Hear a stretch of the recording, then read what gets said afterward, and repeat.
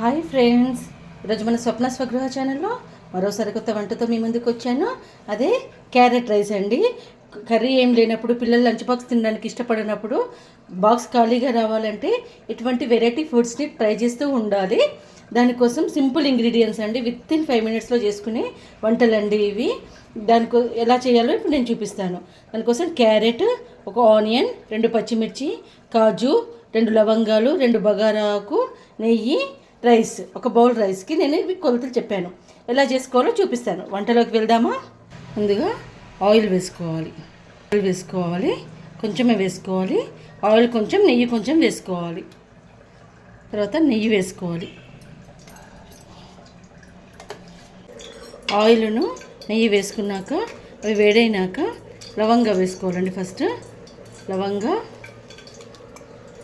తర్వాత 1 ఇంచ్ దాల్చిన చెక్క అండి. ఇది దాల్చిన చెక్క, 2 బగారాకులు, హోల్ స్పైసెస్ అంటారు, అవి వేసుకోవాలి. అవి వేగినాకనే మనం కాజు కానీ పచ్చిమిర్చి కానీ వేసుకోవాలి. మసాలా వేగినాక కాజు వేయాలండి.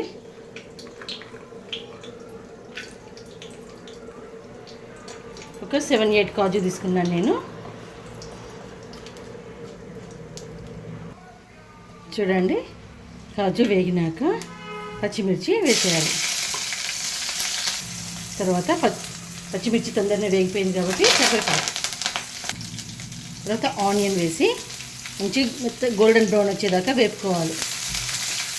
ఇప్పుడు ఆనియన్ అనేది మెత్తగా గోల్డెన్ బ్రౌన్ వచ్చేసింది కాబట్టి మనం తురుము పెట్టుకున్న 1 కప్పు క్యారెట్ అండి. ఇది 1 కప్పు క్యారెట్ని వేసి సిమ్లో మంచిగా కలుపుతూ వేపుకోవాలి. దీని మీద ఇప్పుడు కొంచెం ఉప్పు వేయాలి. ఉప్పు అనేది ఎవరికి టేస్ట్కి తగ్గట్టు వాళ్ళదండి. నేను 1 స్పూన్, ఈ స్పూన్ తోటి 1 స్పూన్ వేస్తున్నాను. ఒక 5 నుంచి 6 నిమిషాలు క్యారెట్ని మెత్తబడేదాకా కలుపుతూ వేపుకోవాలి. చూడండి, మన క్యారెట్ అంతా ఇలా మెత్తబడ్డాక ఇప్పుడు మనం ఇందులో రైస్ వేసేసేయాలి.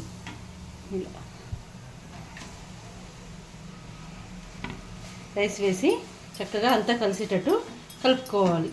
ఇలా సింపుల్గా చేసుకునే క్యారెట్ రైస్ని మీరు కూడా ఇంట్లో ట్రై చేసి ఎలా వచ్చిందో కామెంట్ బాక్స్లో కామెంట్ పెట్టండి. నా వంటలు కనుక నచ్చితే నా ఛానల్కి లైక్, షేర్ అండ్ సబ్స్క్రైబ్ చేయండి. స్వప్న స్వగృహ కిచెన్. నాకు ఇలాగే సపోర్ట్ చేస్తూ ఉండండి.